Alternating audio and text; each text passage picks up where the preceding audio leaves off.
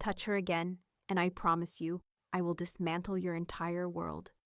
You honestly think they'll listen to a janitor?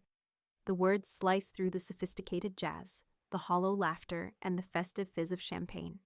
That single sentence caused every carefully constructed mask in the room to splinter. The event was a charity gala at the Elysian Ballroom, one of Chicago's most opulent venues, where the city's elite gathered in a sea of glamour to support disadvantaged youth. In reality, it was a stage for the powerful to perform their generosity. Tucked away in a corner, Marcus Vance, a 32-year-old black man, stood beside his utility cart.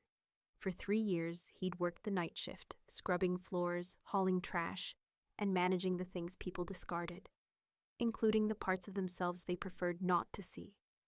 And they, in turn, never saw him. To them, Marcus was a ghost in a gray uniform, a non-entity, easily dismissed. But this night was different. Sterling Croft, the CEO of Croft Innovations, a tech empire valued at over $2 billion, was a vision of success under the brilliant crystal chandeliers. At his side was Alara, his wife, a woman nurturing a new life within her. A glass overturned. A frigid laugh, then a slap. The sound was sharp, brutal, and unforgiving. Alara crumpled to the marble floor without a sound. The room fell still. Not a single one of the refined guests, draped in their luxury and influence, dared to intervene. They averted their eyes, paralyzed by the fear of jeopardizing contracts, social standing, their fragile place in that gilded world. All of them, except Marcus. He had no desire to be a hero. He wasn't even sure he possessed the courage to speak, but he did. "Sir, please stop. She's pregnant." Sterling spun around, his eyes blazing with fury. "What did you just say?" "I said stop," Marcus repeated, his voice steadier now. "You're hurting her." Sterling sneered, his expression dripping with contempt. "And who do you think you are to tell me what to do?" Marcus didn't answer, but he didn't retreat. He couldn't have known that in that moment, a simple plea in a room saturated with power would ignite a battle not just for Alara, but for every person who had ever been coerced into silence, every soul suffocated by fear, every voice extinguished by the simple command to be quiet. This is not merely a scandal. It is a story of courage, integrity, and the unyielding fire within the human spirit. You are watching True Tale Time, where hidden truths find their voice. If you believe that justice can still prevail, subscribe so you don't miss the most profound stories of bravery and humanity. And before we proceed, if you were Marcus, standing in that room of silent witnesses, would you have found your voice? Before that night, Marcus Vance never expected to be noticed. His only goal was to make it from one day to the next. His mornings began at 5 a.m., as they always did, in his modest one-bedroom apartment in Pilsen, a neighborhood most of Chicago's affluent avoided. For him, it was home. He silenced his phone's alarm and set a new one for his son, Jamal, who was 7. The boy was sound asleep in the top bunk, his arms wrapped around a scruffy teddy bear, missing an eye. Marcus prepared breakfast. It wasn't the pancakes and bacon of television families, but cereal with milk, maybe a piece of toast if they had bread. He gently woke Jamal, helped him dress, combed his hair, and adjusted the straps on his small backpack. "Dad, can we get pizza tonight?" "Next week, buddy, I promise." Jamal didn't argue. He was accustomed to the promise of next week, to the permanent exhaustion etched on his father's face, to the void left by his mother. Keisha, Jamal's mother, had departed 3 years ago in search of a life with fewer struggles. From that day, Marcus's world had unraveled. He lost his wife, then his job as an electrician after missing too many days to care for his son, and finally the house they were halfway to owning. All that was left was him, Jamal, and a crushing weight of debt. Marcus had searched tirelessly for work, but no one was eager to hire a single black father with no college degree who needed a flexible schedule for school runs. He eventually found the janitorial position at the Elysian Ballroom, working from 9 at night until 5 in the morning. The pay was meager, but it kept a roof over their heads and food on the table. Every evening, he would leave Jamal with Mrs. Elena Garcia, his elderly Mexican neighbor. She refused any payment, always saying, I like the sound of a child in my home. Go to work, mijo. He is safe. Marcus was so grateful he could barely speak, offering only a nod and a quiet thank you before driving his 15-year-old truck through Chicago's sleeping streets. At the Elysian, Marcus perfected the art of invisibility. He learned to glide his mop across the floor without a whisper, to empty wastebaskets so discreetly that guests never noticed his presence, to lower his gaze, and to never make eye contact. He had witnessed it all: intoxicated executives berating servers, women in couture gowns trading malicious gossip, veiled threats, unwanted advances, and joyless laughter. And Marcus acted as if he saw nothing. He needed the job. Jamal needed food and a home. No one cared what a janitor thought. But that night, the night Alara Croft fell, clutching her pregnant belly with blood on her lip, something inside Marcus shattered. He thought of Keisha, of the months she carried Jamal, her belly round and full, her gait heavy but her eyes radiant with happiness. He remembered helping her up the stairs, placing his hand on her stomach each night to feel their son move, whispering promises into the darkness. No one should ever strike a pregnant woman. No one. It didn't matter how wealthy or powerful they were. And so, Marcus stepped out from the periphery. He didn't feel brave. His hands were trembling. His heart was a drum against his ribs. Marcus wasn't a hero. He was just a father. But on that night, he chose to embody the lesson he most wanted his son to learn. Jamal was everything Marcus had. Each morning, when he looked at his son, he saw Keisha's spirit in the boy's bright, curious eyes. Every time Jamal laughed, he heard an echo of her joy filling their small apartment. His son knew his father worked hard. Once, for a school project, Jamal had drawn a picture of a man with a cleaning cart. Above it, in a child's unsteady hand, were the words, "My dad is a hero." Marcus had pinned the drawing to their refrigerator. Every night before leaving for the Elysian, he would look at it and tell himself, "I have to keep going." For him. But that evening, as he stepped into that cavernous, silent ballroom, he wasn't thinking of himself. He was thinking of Jamal. He asked himself a single searing question. If my son saw me do nothing, what would he learn about being a man? Marcus Vance didn't want his son to learn that silence was an acceptable response to cruelty. He wanted him to learn to stand for something, even at great personal cost. If you were Marcus, surrounded by the city's most influential people, would you have remained in the shadows or stepped into the light? Because the events that followed would irrevocably alter the course of his life. That night, the Elysian Ballroom was a masterpiece of light and sound. Crystal chandeliers cast a diamond-like glow across the grand hall, illuminating tables adorned with crisp white linens and arrangements of crimson roses. The guests were a showcase of affluence: Tom Ford suits, Chanel gowns, and the subtle gleam of Patek Philippe watches. They laughed, their glasses clinking, discussing multi-million-dollar ventures with the ease of planning a weekend brunch. In a service hallway near the kitchens, Marcus Vance stood waiting for the crowd to disperse so he could begin his work. From his vantage point, the music and chatter were a portal to a dazzling world to which he would never belong. Andre Dubois, the ballroom's executive chef, emerged from the kitchen, wiping sweat from his brow. "Marcus, it's going to be a late one. They just added 50 more people. Steel yourself." Marcus gave a slight nod. "It's okay, I'm ready." Andre looked at him, seeing the deep weariness that Marcus tried to hide. They had known each other for 2 years, having started around the same time. The chef would often save leftovers for Marcus to take home to Jamal. They didn't speak much, but a silent respect existed between two men shouldering immense burdens. "Get home early if you can," Andre said quietly. "Your boy is probably waiting up." Marcus offered a grateful smile. "Yeah, thanks, man." But that night, Marcus would not be going home early. At 9:30 p.m., the gala was at its zenith. Sterling Croft, tall and imposing in his custom suit, commanded the center of the room. He was the evening's main attraction, the keynote speaker, the lead donor, the pride of Chicago's tech scene. His company, Croft Innovations, had just won a massive contract with the city. The Chicago Tribune had dubbed him a visionary genius. Forbes had him on their 40 under 40 list. Beside him stood Alara, 28 years old and 6 months pregnant. She wore a gown of pale blue silk that draped elegantly over her changing form. Her blonde hair shimmered, and her smile was gentle. But a keen observer would notice the smile never reached her eyes. Before she was Alara Croft, she was Alara Montgomery, the daughter of an old, respected Philadelphia family. She had met Sterling at a conference in 2021. He was charismatic, brilliant, and relentlessly ambitious. They were married within 8 months. After the wedding, however, the man she married vanished. Sterling became severe and controlling, dictating her wardrobe, her friends, her every word. When she pushed back, he would yell.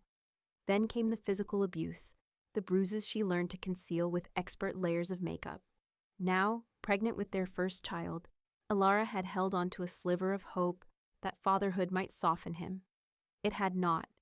At 9:47 p.m., a minor mishap occurred. A guest jostled Alara, causing her to spill champagne on Sterling's suit. He didn't care about the apology. He turned on her, his face contorted with rage.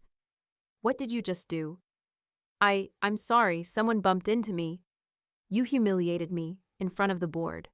His voice was a blade, colder and more menacing than any shout. "This suit is worth $20,000. That bottle was $2,000. Do you have any idea what you've done?" Alara trembled, her eyes darting around the room, pleading for someone, anyone, to intervene. But every guest found something else to look at. The music continued, the laughter persisted, and every gaze slid past her. Sterling seized her wrist. "You're hurting me," I said. "You're hurting me." Then he shoved her. The force was so great that she stumbled and fell hard onto the marble floor. The sound of her impact seemed to absorb all other noise in the room. The music played on, but no one moved. No one spoke. From his corner, Marcus looked up. He saw Alara, her face ashen, one hand protectively on her stomach, a smear of blood on her lips. He saw Sterling looming over her, his expression cold and remorseless. He saw the crowd, hundreds of people watching and pretending they weren't. Marcus's mind raced. He thought of Keisha. He thought of Jamal. He thought of the drawing on his fridge. "My dad is a hero." He let his mop clatter to the floor and walked toward the center of the ballroom. "Sir, please stop." His voice was unsteady but clear. "She's pregnant. Please don't do this." Sterling turned, his eyes like daggers. "Who the hell are you?" I work here, sir, but she's hurt. Please, let me call a doctor." Sterling advanced on him, so close Marcus could smell the expensive cologne. "You think you're some kind of savior right now? I just want to help her, sir." "Do you have any idea who I am?" "Yes, sir, but what?" Marcus swallowed, the words catching in his throat. "But that doesn't give you the right to hit her." The air in the room seemed to solidify. Sterling let out a harsh, chilling laugh. "You think anyone is going to believe a janitor like you? What is it you do here anyway? Serve drinks? No, you take out the trash." Sterling was mistaken. Marcus was a custodian, but he didn't reply. He knew that in this man's eyes, he was less than nothing. "Maybe no one will believe me, sir," Marcus said, his voice low but firm.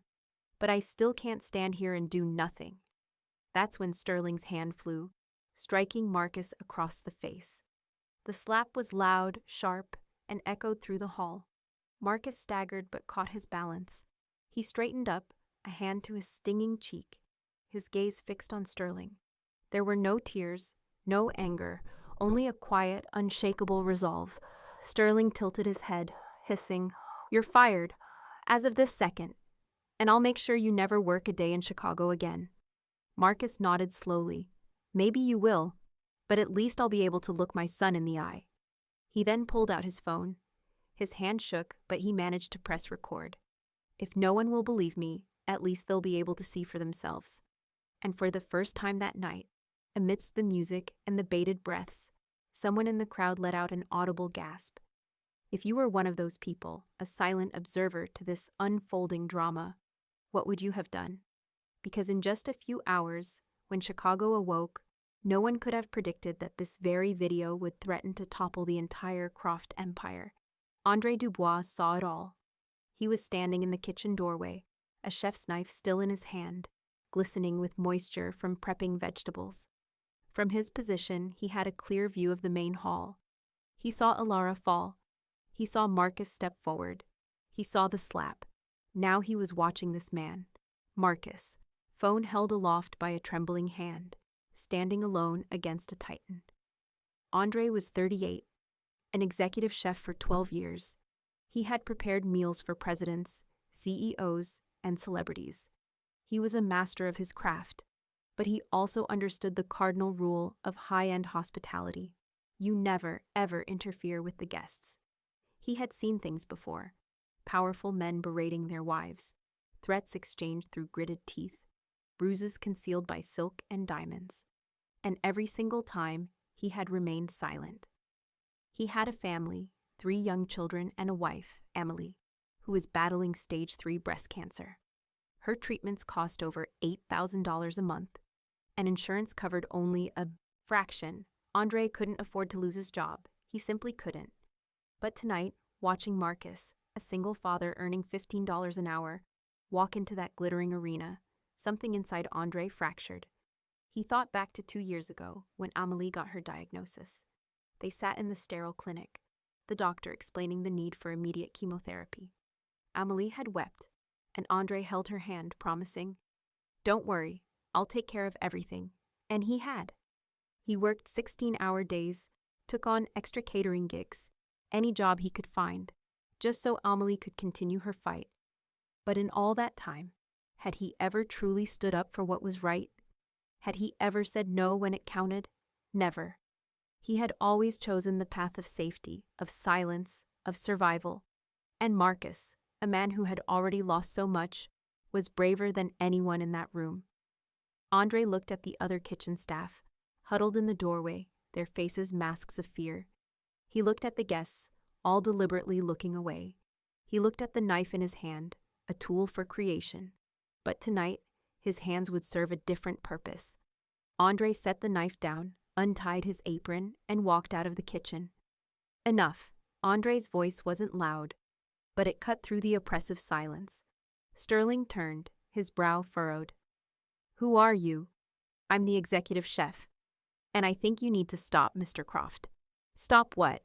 This is a private family matter." "It stopped being private when it happened in public," Andre said, moving to stand beside Marcus.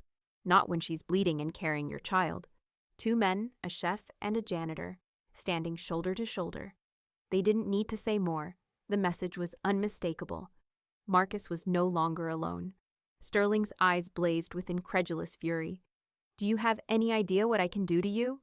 "I do," Andre said calmly. "You can have me fired. You can make sure I never work in this city again. But you can't make me stand by and watch a man beat his pregnant wife." "You dare?" "Yes, I dare." Andre pulled out his own phone and activated the camera. "And now there are 2 of us recording. Do you want to continue?" The silence in the room became heavy, suffocating. Sterling's gaze darted around, and he saw a few guests beginning to raise their own phones. The event manager was whispering frantically into a headset. Security guards hovered, uncertain of who to obey. For the first time in his life, Sterling Croft was not in control. He straightened his tie, forcing a smile. "I believe there's been a misunderstanding. Alara, get up. We're leaving." But Alara didn't move. She remained on the floor, her hands protectively over her belly, her lips trembling. Andre knelt beside her, his voice gentle. "You don't have to go with him. We can call an ambulance." Alara looked up, tears carving paths through her makeup. "But he can't hurt you when there are this many witnesses." It was the first time in 3 years anyone had told her she didn't have to be afraid. She managed a small, hesitant nod. Andre turned to the security staff. "Call 911, now." Sterling took a step forward, his voice rising. "All of you, you're all fired. I'll see to it that no company in Illinois hires any of you ever again." Marcus spoke, his tone disarmingly calm. "You can take our jobs, sir, but you can't take our self-respect." Andre nodded. "I'd rather lose my job than my humanity." Then something unexpected happened.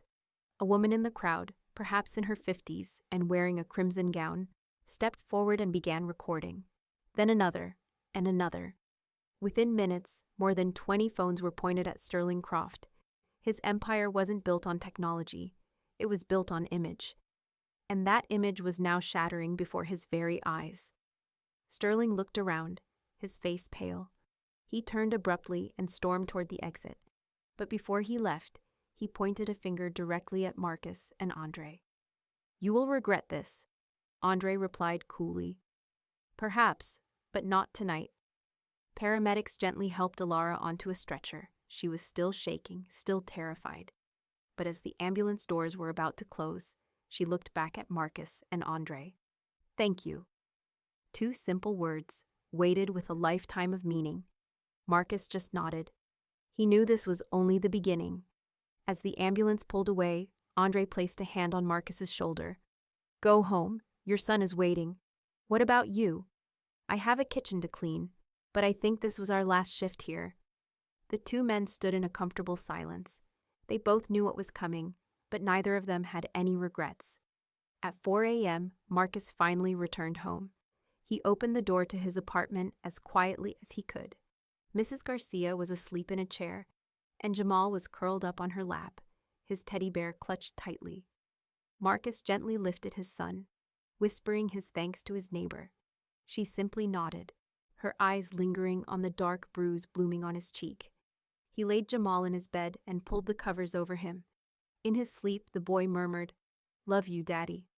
Marcus bent and kissed his forehead. "I love you too, son." He sat beside the bed, watching him breathe, his cheek throbbing, his mind racing.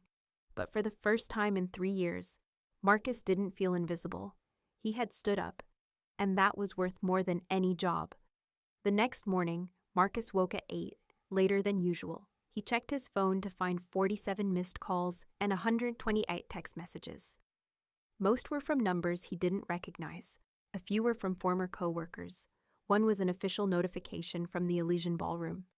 "You are hereby suspended, effective immediately. We are conducting an internal investigation into your disruptive behavior during last night's event. Please refrain from contacting clients or the media. Any violation will result in legal action." Marcus read the email and set his phone down. He'd been expecting it, but the sterile corporate language still stung. He was under investigation, not Sterling. A text from Andre came through. "Me too. Said I acted beyond my authority. We need to talk." Jamal knew nothing of the night's events. Marcus didn't want him to worry. He made breakfast, drove his son to school, smiled, and asked about his spelling test. But as Jamal disappeared through the school gates, a knot of anxiety tightened in Marcus's chest. How would he pay the rent? How would he buy groceries? What was going to happen to them? He drove to a small cafe in Pilsen, where Andre was already waiting, his face drawn and his eyes bloodshot. "They took down the video," Andre said, without preamble. Marcus frowned. "What?" "My video. I posted it on X, tried to open it this morning, and the file was corrupted." "What about yours?" Marcus pulled out his phone, a sick feeling rising in his stomach. The video file was broken, unplayable. He had recorded for 15 minutes, from 9:47 to 10:02. Everything. Gone. "How?" Andre shook his head. "I don't know, but Sterling Croft isn't just some rich guy. He has teams of lawyers, IT specialists, crisis managers. If he wants something to disappear, it disappears." Marcus sank into his chair, his head in his hands. "So we have nothing." "Not exactly." Andre reached into his jacket and placed a small flash drive on the table. "I made a copy from the restaurant's security feed before they could wipe it. It's not high definition, but you can clearly see Croft push Alara, slap you, and the whole crowd just standing there." Marcus held the flash drive as if it were a precious gem. "How did you—" "I know the head of IT. He sent it to me right before the deletion order came through. But Marcus, if we use this, we could be sued. They'll say we stole company property." "And if we don't," Marcus finished, "then Alara gets no justice. Croft walks away, and last night was just another misunderstanding." He stared out the window at the bustling Chicago streets. Luxury cars glided by. People in expensive suits strode into gleaming skyscrapers. The world of the powerful continued on, indifferent and unchanged. And him, he wasn't sure he could even make rent next month. But he thought of Alara, of her terrified eyes as she clutched her stomach. We use it, he said quietly. Andre nodded. That's what I was thinking. Marcus was not savvy with social media. He had an X account he barely used. No Facebook, no Instagram. But he knew he needed a platform. He opened his old laptop, positioned himself in front of the grainy camera of the 8-year-old machine, and took a deep breath. There was no script, no fancy lighting, no filters. Just a tired man, a bruise still vivid on his cheek, and a resolve that had hardened into steel. He pressed record. My name is Marcus Vance. I'm 32 years old. I'm a single father to a 7-year-old boy named Jamal. Last night, I was working my shift at the Elysian Ballroom in Chicago. I'm a janitor. My job is to clean floors, take out the trash, and stay out of sight. At least that's what people expect. He paused, collecting himself. But last night, I saw something I couldn't ignore. I saw a man, a billionaire CEO, shove his pregnant wife to the floor. I saw him hit her. I saw blood on her lip, and I saw hundreds of people do nothing. Marcus swallowed hard. I'm not a hero. I'm just a father. And I thought about my son. I thought, if one day he sees someone being hurt, I want him to know what the right thing to do is. I don't want him to learn that silence is okay. I want him to learn to stand up. So I did. And I was slapped, threatened, and fired. The video I took was erased. But the truth can't be erased. He looked directly into the camera. Sterling Croft, the CEO of Croft Innovations, assaulted his pregnant wife in a room full of people. And no one stopped him, until now. I don't have money, I don't have lawyers, but I have the truth, and I will not be silent anymore. He stopped the recording. His hands were still shaking, but he clicked upload. Within an hour, the video had 50,000 views. In 3 hours, 500,000. By evening, it had surpassed 2 million. The hashtags, Shout Justice for Ilara and Marcus Vance, trended across the country. Local headlines exploded. Janitor accuses tech billionaire of abusing pregnant wife. Shocking allegations from the man who spoke up. Who is Marcus Vance? But with the wave of support came a dark undertow. Threatening messages flooded his inbox. You ruined Mr. Croft's life. You're a dead man. Emails from law firms arrived. You are committing defamation. We will sue you into oblivion. Then came the phone calls, unsettling, cold voices. Watch your kid. Marcus turned off his phone, his heart hammering in his chest. He glanced toward the bedroom where Jamal was sleeping, blissfully unaware. What have I done? A text from Andre lit up his screen. You've seen the news? They're coming for you. Yeah. They hired a PR firm. They're saying you did this for fame, for money. They're digging up your past. Keisha, the accident, your debt. They can't do that. They can, and they are. Marcus, you need a lawyer. You know I can't afford one. Then we find someone who will take this case. Someone who isn't afraid of Sterling Croft. But in a city like Chicago, where Sterling's influence was woven into the fabric of nearly every major law firm, who would dare? Across town, a woman was watching Marcus's video for the 5th time. Chloe Adler, 29, was an independent journalist. She had once been a rising star at the Chicago Tribune, but was fired after her investigation into City Hall corruption got too close to the truth. Since then, she'd been a freelancer, funding her own work, chasing the stories no one else would touch. And this story, this was the one she had been waiting for. Chloe picked up her phone and dialed the number Marcus had left below his video. Hello, Marcus Vance. This is Chloe Adler. I'm a reporter. I believe you, and I want to help you tell this story the right way. Marcus was hesitant. How do I know I can trust you? You don't, she said frankly. But you don't have many other options. Sterling is using his money to silence everyone. But you know who he can't silence? Who? Ilara Croft. Marcus went still. She's at Northwestern Memorial Hospital, Chloe continued. They're trying to keep her isolated, but if we can get to her, if she's willing to talk, they'll never let us near her. Not unless we move fast, before they transfer her somewhere private. Marcus looked toward the bedroom where Jamal lay sleeping. He thought about everything he had already lost, and about Ilara, the woman he barely knew but felt a profound duty to protect. What do we do? A smile was evident in Chloe's voice. Meet me tomorrow morning. We're going to pay her a visit. At 2 a.m., Marcus's phone vibrated. A text from an unknown number.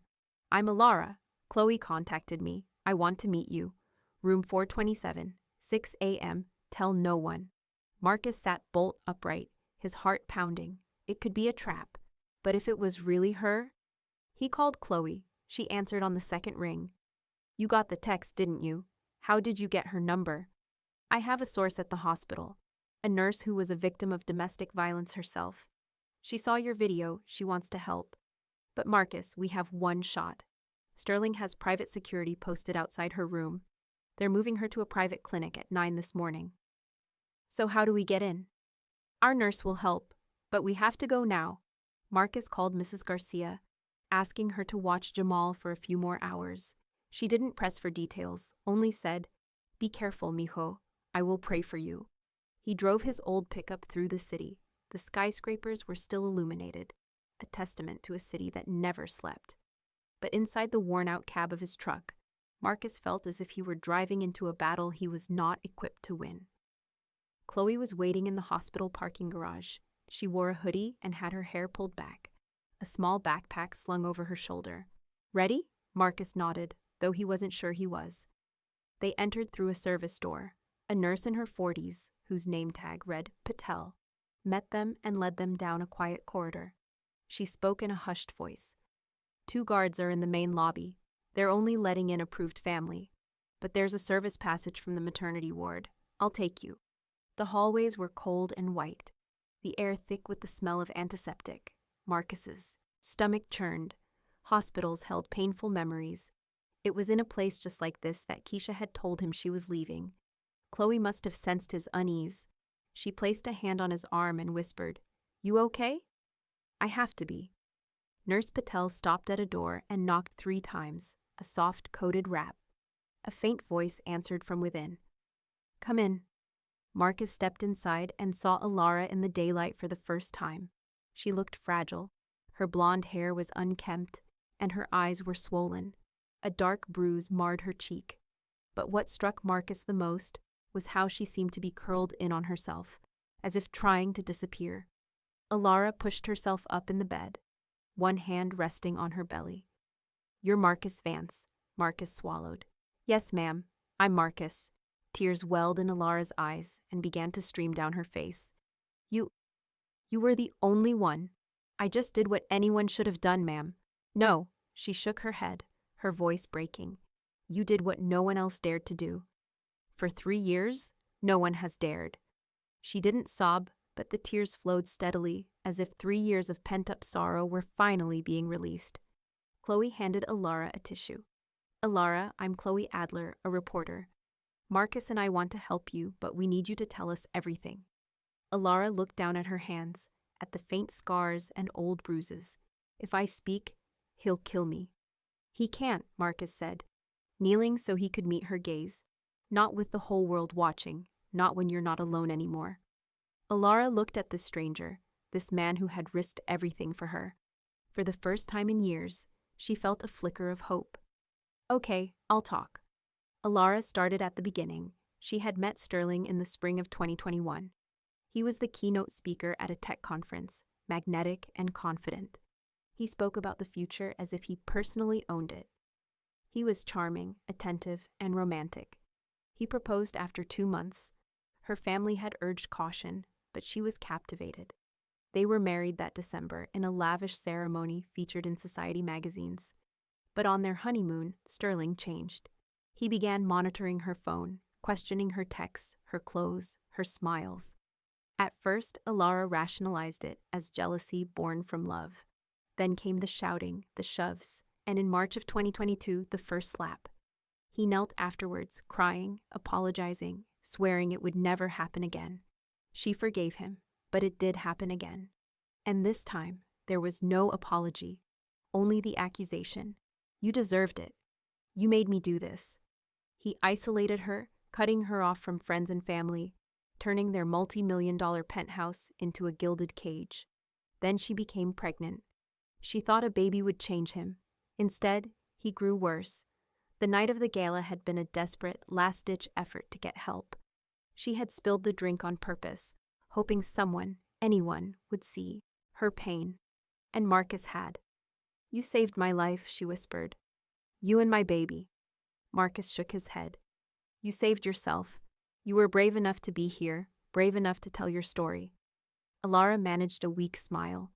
She opened the nightstand drawer and removed a flash drive. "This is everything I have. Footage from our home security cameras, audio recordings, photos of my injuries." Chloe took the drive, her hand trembling slightly. "Alara, you know what this means, right?" "I do, but I can't let my child be raised in that house. I can't." Marcus stood, his voice firm. "We'll protect you, I promise." Alara nodded. "I believe you." Just as they were preparing to leave, a shout echoed down the hall. "They're in here, room 427. Two large men in suits burst in, blocking the doorway. "You are not authorized to be here. Get out, now." Chloe stepped forward, her voice impressively steady. "We're journalists. We have a right to be here." "You have no rights here. Leave before we call the police." Marcus moved to stand beside Chloe, knowing this was a fight they couldn't win with force. From the bed, Alara's voice, though weak, was resolute. "I want them here. This is my decision." One of the guards took a step into the room. "Mrs. Croft," Mr. Croft instructed. "I don't care what he instructed.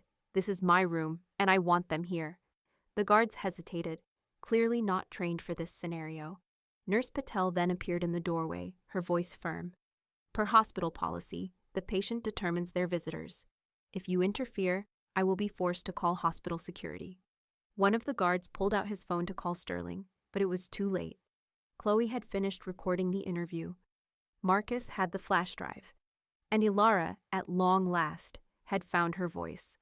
Chloe worked for 18 hours straight. She watched every second of the footage Alara had provided, each clip a new descent into a private hell. There was video from the living room camera of Sterling punching Alara in the stomach, audio from the bedroom of him choking her until she nearly passed out, footage from the kitchen of him shoving her so hard her head struck the marble countertop, then callously telling her to clean it up as she bled.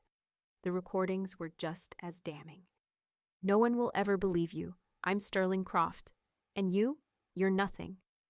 If you ever try to leave me, I will kill you. Then I'll kill the baby." Chloe had to pause multiple times, not for technical reasons, but because she was crying. A decade ago, at 19, she had been a victim too. She had escaped, had spoken out, but no one had believed her. They called her dramatic, an attention seeker. Looking at the evidence of Alara's suffering, Chloe saw her younger self. She made a silent vow. This time, the world will not look away. Chloe edited the material into a powerful narrative-driven video. She began with Sterling's public persona, the smiling philanthropist on magazine covers. Then she cut to the gala. Marcus being struck, Alara collapsing. Next came the horrifying home footage, followed by excerpts from Alara's interview, her real face, her real tears, her real pain. She concluded with Marcus's simple, profound words. "I'm not a hero, I'm just a father. But I believe when we see something wrong, we have to stand up. Not because it's easy, but because it's right." Chloe uploaded the video to multiple platforms and sent the link to every major news outlet she could think of. CNN, NBC, the BBC. She typed a simple subject line: "The story you need to tell." Then she clicked send and waited. At 7 a.m., it had 10,000 views. By 9 a.m., 500,000. By 11 a.m., 3 million. The hashtag #JusticeForAlara trended globally. Celebrities began to share it. Oprah Winfrey tweeted, "This is what courage looks like." Michelle Obama posted, "No woman should ever suffer in silence." But the backlash was immediate and vicious. Trolls defended Sterling, attacked Alara for not leaving sooner, and accused Marcus of being a fame-hungry opportunist. Chloe fought back, replying to every false claim with facts, refusing to let the truth be buried. Meanwhile, Marcus's phone was ringing off the hook. Law firms from New York, California, even London, were offering to represent him and Alara pro bono. Cole called, his voice filled with a mixture of disbelief and hope. "Marcus, are you seeing this? We're winning. But Marcus didn't feel like a winner. He was exhausted. He sat on his living room floor while Jamal drew pictures beside him. "Dad, why is everyone on TV talking about you?" Marcus stroked his son's hair. "I did something, and people are talking about it." "You did a good thing, right?" Marcus looked into his son's innocent eyes. "I hope so, buddy." Jamal smiled and held up his latest drawing, a man raising his hand, surrounded by rays of light. "This is you, Dad. You're a superhero." Marcus pulled his son into a hug, and for the first time in days, he allowed himself to cry. At the headquarters of Croft Innovations, the empire was imploding. The board convened an emergency meeting as the company's stock plummeted 23% in a single day. Investors were pulling out, the city contract was suspended, and employees were resigning publicly on LinkedIn. Partners severed ties. Sterling sat in his sprawling office overlooking the Chicago skyline, a kingdom now crumbling around him. His lawyer called. "Sterling, it's bad. The FBI has opened a domestic violence investigation. The CPD wants to question you. And Alara has filed for divorce and a restraining order. Handle it, whatever it costs." "It's not about money anymore, Sterling. That video is everywhere. The whole world is watching. You need to prepare to be arrested." Sterling slammed the phone down, shattering the screen. For the first time in his life, he couldn't buy his way out of a problem. 2 days later, Chicago police officers arrived at Croft Innovations with a warrant. "Sterling Croft, you are under arrest for assault, domestic violence, and making terroristic threats." Outside, a swarm of reporters descended, their camera flashes like a volley of gunfire. As Sterling was led out in handcuffs, his face ashen, the tech king of Chicago looked like any other criminal. And the entire world was watching it happen live. 3 months later, the trial began. The Cook County Courthouse was a media spectacle. Reporters from every major outlet crammed into the pews. Outside, 2 distinct groups had gathered. On one side, hundreds held signs that read, "Believe survivors," and "Justice for Alara." Across from them, a much smaller contingent of Sterling's former associates held banners proclaiming "Innocent until proven guilty." Marcus sat in the witness section, wearing the only suit he owned, a second-hand one that was a little too big in the shoulders. Andre sat beside him. Chloe was in the press row, notebook open. At the plaintiff's table, Alara sat beside her legal team. She wore a simple navy dress, her hair pulled back neatly. Her belly was now prominent, her due date only weeks away. Across the aisle, Sterling sat with his high-priced legal team, his expression an unreadable mask of composure. Judge Eleanor Hartfield, a woman known for her sharp intellect and no-nonsense demeanor, entered. "The court is now in session. The case of Alara Montgomery Croft versus Sterling Croft." Alara's attorney, Rebecca Morrison, stood, her voice clear and strong. "Ladies and gentlemen of the jury, today we are not here for Alara Croft alone. We are here for the millions of women who are silenced by fear every single day. We will demonstrate that Sterling Croft, a man celebrated as a pillar of success, is, in reality, a man of violence and control. And we will prove this not with rhetoric, but with evidence, with testimony, and with the courage of those who refuse to look away." She gestured toward Marcus. Every head in the courtroom turned. Marcus lowered his gaze, his hands tightening in his lap. Sterling's attorney, a man famous for his courtroom theatrics, rose to respond. "Members of the jury, this is a tragedy. But the tragedy is the distortion of truth. Mr. Croft is a model citizen, a philanthropist, a loving husband. Were there arguments? Of course, like in any marriage. But abuse? Never. The videos you will see have been manipulated. The statements are unreliable. We will show that Mrs. Croft is exploiting this situation for financial gain in her divorce." A hush fell over the courtroom. Alara trembled slightly, but did not break eye contact with her husband. Marcus was the first to be called to the stand. "Mr. Vance," Ms. Morrison began, "please tell the court what you witnessed on the night of July 15th. Marcus took a deep breath. "I was working at the Elysian Ballroom. I saw Mr. Croft shove his wife to the floor. She was pregnant and bleeding. I asked him to stop. He slapped me and told me no one would believe a janitor. What did you do next?" "I took out my phone and started recording, because I knew without proof he was probably right." Sterling's lawyer objected. but Ms. Morrison smiled. We have the security footage. The large screen in the courtroom flickered to life. The jury watched, transfixed, as the grainy footage showed Sterling pushing Alara, striking Marcus, and shouting threats. A woman on the jury dabbed at her eyes. Sterling sat motionless, the color draining from his face. Then it was Alara's turn. She was visibly shaking as she walked to the stand. But once seated, her gaze locked onto Sterling. She recounted her story, her voice faltering at times, but never breaking completely. I stayed because I was terrified, she concluded. Not for his money, for my life. He told me if I ever left, he would kill me, and I believed him. On cross-examination, Sterling's lawyer was merciless. Mrs. Croft, if you were being beaten so frequently, why did you never call the police?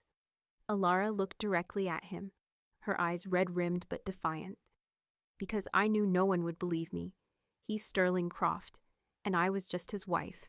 Do you have any proof of these other alleged incidents? Alara nodded. Ms. Morrison presented the flash drive. The screen lit up again, this time with the footage from the Croft penthouse. The jury saw every punch, every shove, every venomous curse. A woman on the jury began to openly sob. A man had to turn away. Sterling closed his eyes. For the first time, his mask of power had completely cracked. After 5 days of testimony, the jury retired to deliberate. They returned in just under 2 hours. Judge Hartfield read the verdict. On the charge of assault, guilty. On the charge of domestic abuse, guilty. On the charge of making terroristic threats, guilty. The courtroom erupted. Alara's supporters cheered and embraced. She bowed her head, tears of relief streaming down her face. The judge continued. Sterling Croft, this court sentences you to 8 years in federal prison, with no possibility of parole. You are permanently prohibited from contacting Alara Montgomery or her child. 80% of the marital assets will be awarded to Ms. Montgomery. The remaining 20% shall be donated to a fund for survivors of domestic violence. Sterling leaped to his feet, shouting, "This is an injustice. I will appeal." The judge banged her gavel. "You have that right. But today, justice has been served. Court is adjourned." Officers moved in and handcuffed Sterling. He turned one last time to look at Alara, his expression not of fury, but of utter emptiness. Alara stood, one hand on her belly. Her tears were no longer of fear or sorrow, but of liberation. For the first time in 3 years, she was free. Outside the courthouse, surrounded by a cheering crowd, Alara made her way to Marcus. She said nothing, simply wrapping her arms around him. "Thank you," she whispered. "Thank you for giving me my life back." Marcus hugged her back, his own voice thick with emotion. "You deserve it." Andre stood nearby, a broad smile on his face. Chloe raised her camera, capturing the moment. From a distance, Jamal ran up and hugged his father's legs. "Dad, did we win?" Marcus knelt and held him close. "Yes, son. We won." 1 year can change everything. Marcus Vance stood before a handsome brick building in East Chicago. It had once been an abandoned community center. Now, above its doors, golden letters shone in the morning sun, the Beacon Foundation. Sunlight streamed through windows that had long been boarded up, illuminating rows of chairs, a small stage, and the hopeful faces of volunteers. Today was the grand opening. After the trial, Alara, who now used her maiden name, Montgomery, had received a settlement of over $1 billion. She could have vanished, lived a life of quiet luxury, and never looked back. Instead, she went to Marcus and said, "We need to build something that matters, so no other woman has to go through what I did." Andre joined. Chloe joined. And slowly, a team was formed. They established the Beacon Foundation, a nonprofit dedicated to supporting survivors of domestic violence. It was more than a shelter, it was a place for new beginnings, offering free legal aid, counseling, job training, safe housing, childcare, and most importantly, a space where survivors could find their voice. Over 300 people had gathered for the opening. On stage, Alara held her 3-month-old daughter, Hope, whose wide, curious eyes took in the crowd. Alara stepped to the microphone, her voice steady. "A year ago, I didn't think I would be alive today. I thought my story was over, but a man, a stranger, stood up for me. Not because he had anything to gain, but because it was the right thing to do. She looked down at the front row, where Marcus sat smiling. Marcus Vance taught me that courage isn't the absence of fear, it's acting in spite of it. Today, we open this center to honor that courage, so that every woman and every child will know that they are not alone. Thunderous applause filled the hall. Marcus stood and lifted 8-year-old Jamal onto his shoulders. Andre, now the foundation's director of operations, stepped up to the podium. "We didn't just build a building," he said. "We built a community, a place where light will always overcome darkness." In the crowd, a young woman approached Marcus, her eyes fierce. "Are you Marcus Vance?" "Yes, I am." "I saw your video," she said, her voice shaking. "The one where you talked about standing up. I was in an abusive relationship, but after I saw that, I called the police. I left him. And today I'm free." She broke down in tears, and Marcus simply held her, knowing that sometimes silence was the most powerful response. Later, a man in a business suit approached Andre. "You're Chef Dubois, right? I watched the trial. The way you stood up, it inspired me. My company would like to sponsor your foundation. $500,000 a year." Andre was stunned into silence. For the first time, he realized his work was not just about survival. It was about creating change. That evening, after everyone had gone, Marcus sat on the steps outside the center. Jamal sat beside him, clutching his old bear. "Dad, I'm proud of you." Marcus smiled, pulling him close. "I'm proud of you too, Jamal. You're the reason I did any of this." "Do you think Mom can see us?"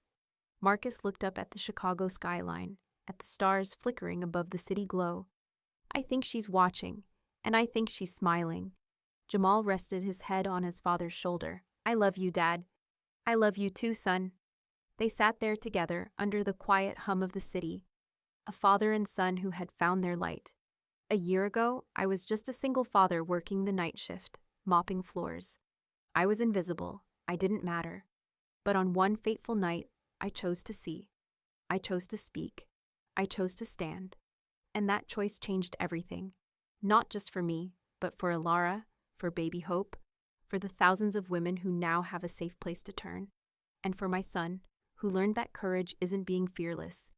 It's acting despite the fear. This story isn't about me. It's not even about Sterling Croft. It's about all of us. It's about those moments when you see something wrong and you hesitate. It's about the times you're afraid of the consequences, of being alone, of thinking, "I'm just one person. What difference can I make?" But the truth is, one person can change everything. One person can light a match, and that flame can illuminate the world. If this story moved you, don't just scroll on. Take action. Support your local shelters. Believe survivors. And stand up when you see injustice. Never ever doubt that your voice matters. Because it does. You do. I'm Marcus Vance, and this is True Tale Time, where the smallest voices can become the strongest. If you're still watching, you are already part of the change. Don't just be a witness. Be the light. Be the flame. The Beacon Foundation has supported more than 12,000 women in its first year. Sterling Croft is currently serving an 8-year prison sentence.